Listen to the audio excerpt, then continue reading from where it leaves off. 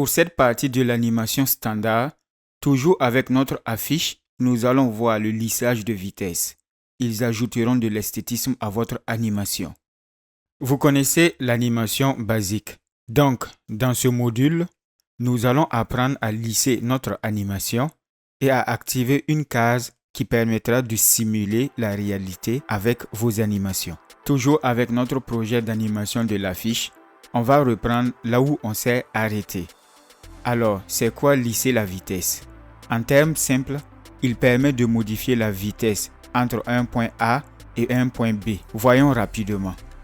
Prenons la composition qui contient nos animations. On va lisser la vitesse d'animation du prix. C'est au niveau des images clés que ça se passe. Donc, avec le raccourci U du clavier, faisons ressortir les images clés qui ont été créées. Je viens sur ma timeline, je maintiens un clic pour sélectionner les deux images clés. Je pointe ma souris sur une image clé et je fais un clic droit pour afficher les propriétés. Alors, veillez à pointer la souris sur une image clé tout en veillant que les deux images clés sont toujours sélectionnées, donc entourées de bleu avant de faire un clic. Sinon, vous n'aurez pas les mêmes propriétés affichées. Une fois les bonnes propriétés affichées, allez sur Assistant d'image clé. Nous pouvons inverser les images clés, mais ce qui nous intéresse, ce sont les trois derniers. Il y a même des raccourcis pour faire plus vite. Prenons le dernier, lissage de vitesse à l'éloignement. Cela signifie un ralentissement au début du mouvement vers une accélération. Pour que le lissage soit plus visible, nous allons modifier la courbe de la vitesse dans l'éditeur de graphique. Pour cela, veillez à ce que les deux images clés soient sélectionnées. Puis, venez activer cette icône nommée éditeur de graphique. Ne paniquez pas. Pour afficher ce graphe comme le mien, faites un clic droit sur l'éditeur de graphe, puis veillez à ce que modifier le graphe de vitesse soit activé, comme c'est le cas chez moi. Ce point est notre image clé du début et ce point est notre image clé de fin. Le bas pour le mouvement lent et le haut pour le mouvement rapide.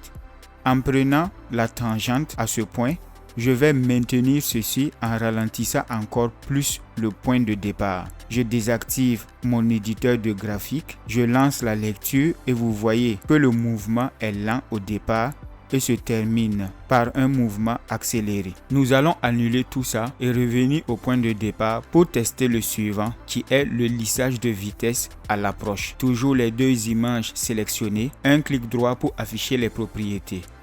Allons à Assistance d'image clé et lissage de vitesse à l'approche. Cette option ralentit la vitesse à la fin du mouvement. Avec l'éditeur de graphique, nous allons accentuer pour mieux observer. Toujours mes deux images clés sélectionnées, j'active l'éditeur de graphique. Je sélectionne le point final et je prends la pointe de la tangente et je lisse de la sorte. Je désactive l'éditeur de graphique pour afficher ma timeline. Je lance la lecture. Passons à la dernière fonction de lissage de vitesse. On allume avec des CTRL Z jusqu'au point où nous n'avons pas effectué de lissage de vitesse. On reprend le même procédé et cette fois-ci, on sélectionne le lissage de vitesse. J'active l'éditeur de graphique. Avec cette option, on peut par exemple ralentir le début et la fin. On lance la lecture et voilà.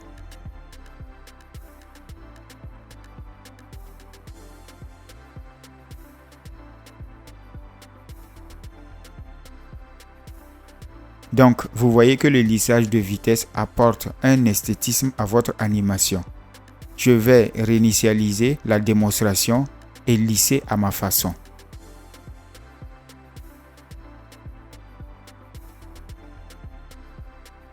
Je vais sélectionner le prix, le nom et l'ordinateur. Et la modification que je ferai va vous montrer que c'est possible de lisser plusieurs images clés, même si ce n'est pas le même mouvement. Je presse sur U du clavier pour faire apparaître les images clés. Je sélectionne toutes les images clés. Je fais un clic droit sur une image clé et je vais sélectionner lissage de vitesse à l'approche. J'active l'éditeur de graphique, j'adapte la vue et je sélectionne les dernières images clés pour chaque graphique. Je maintiens un clic pour modifier les courbes comme ceci.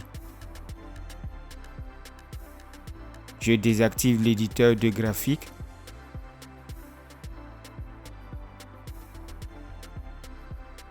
Ensuite, je lance la lecture.